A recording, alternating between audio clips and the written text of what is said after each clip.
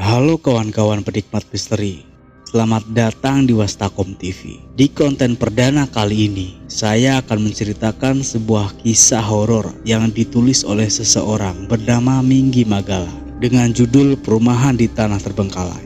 Cerita kali ini akan terbagi dalam beberapa part. Tapi sebelum itu, kunci dulu pintu rumah, rebahkan badan dan tarik selimut. Baiklah, kita mulai.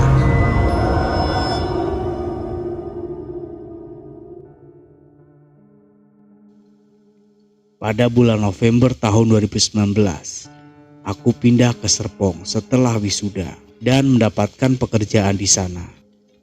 Namun secara tidak terduga bahwa langkah ini akan mengantarkanku pada peristiwa yang tidak diinginkan, sehingga menciptakan luka saraf dan fisik yang kekal.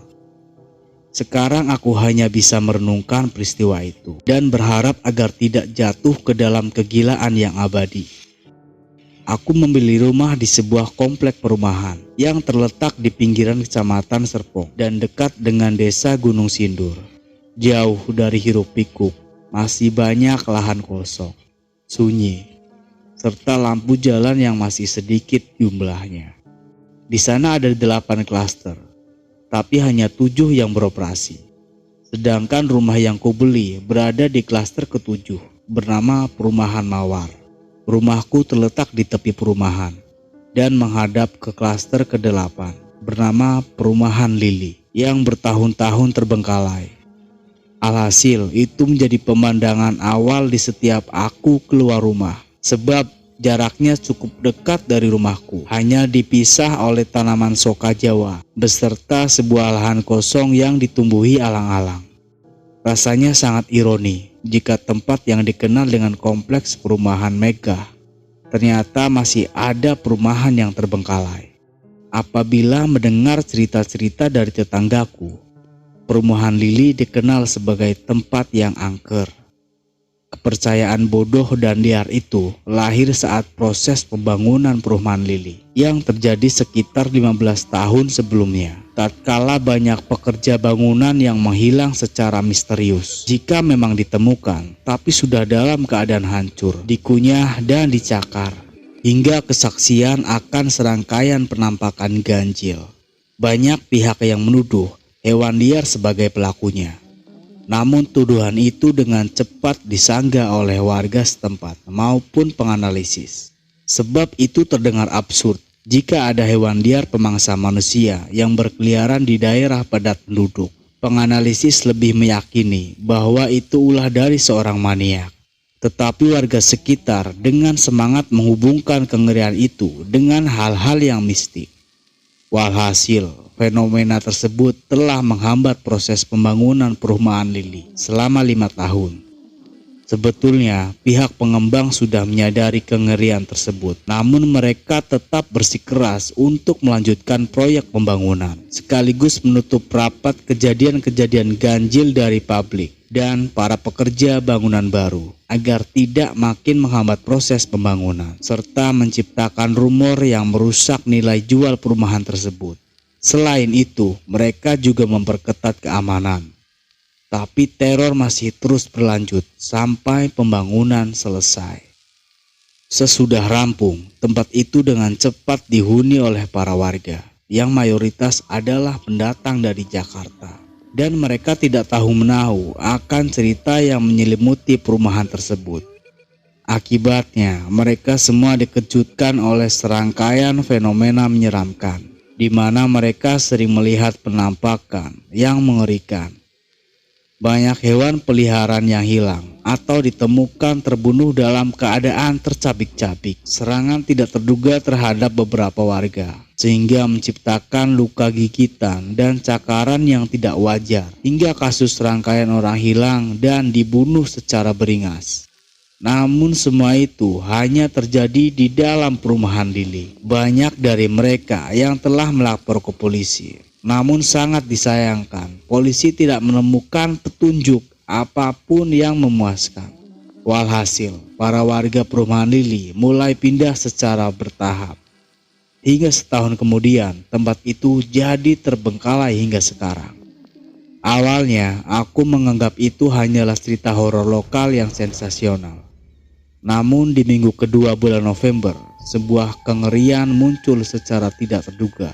Tatkala di malam hari yang diguyur hujan deras, aku sedang mengendarai mobil sendirian menuju rumah sehabis pulang kerja. Ketika aku berada di dalam gang perumahanku, seketika ada sebuah bayangan putih yang melompat secara mengejutkan ke depan mobilku. Sontak aku jadi histeris dan langsung menginjak rem sedalam-dalamnya. Beruntung mobilku berhasil berhenti sebelum menyentuh bayangan putih itu. Sekaligus lampu depan mobilku secara langsung menyoroti dengan seksama.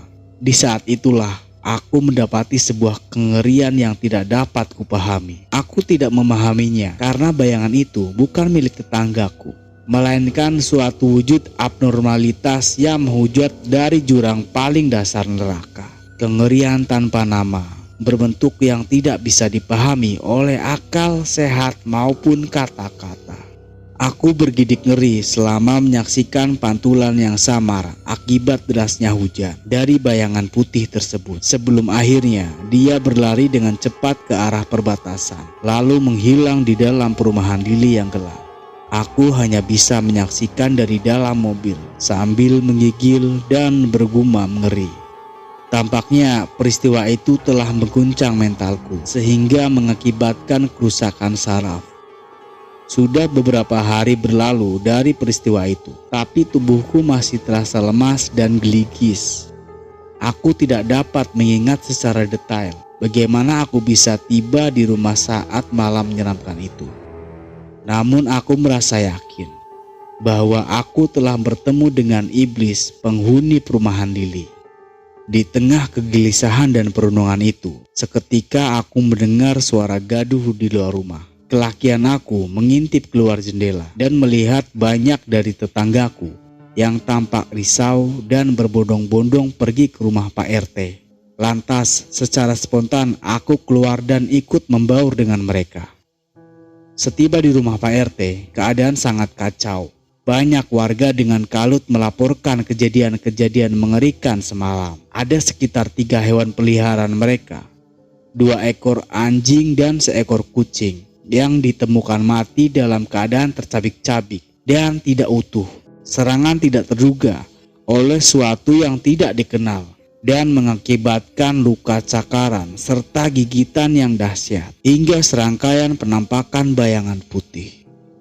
Itu semua sangat mirip dengan peristiwa yang dialami oleh para mantan penghuni perumahan Lili.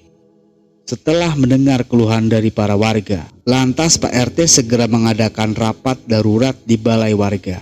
Di sanalah para warga mengeluarkan kesaksian dan aspirasi mereka, termasuk aku dengan kesaksian horor yang terjadi tempo hari. Banyak dari warga yang yakin bahwa ini adalah ulah dari penghuni perumahan Lili, tetapi tidak sedikit juga warga yang skeptis dengan keyakinan itu, yang mayoritas adalah penghuni baru. Awalnya para warga ingin melaporkan kejadian ini ke polisi, namun setelah mengingat peristiwa sebelumnya, para warga memutuskan untuk menunda niat tersebut sampai berhasil menangkap si pelaku.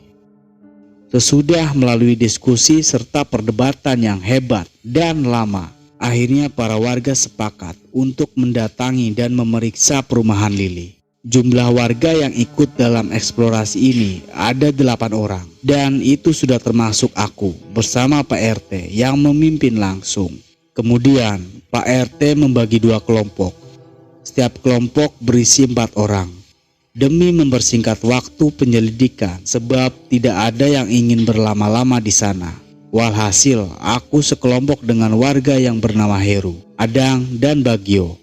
Lalu Pak RT menegaskan bahwa kami harus tiba di pos satpam perbatasan sebelum jam 6 sore. Dia juga menambahkan, jika salah satu dari kelompok menemukan sesuatu yang ganjil atau si pelaku, maka segeralah beri kabar.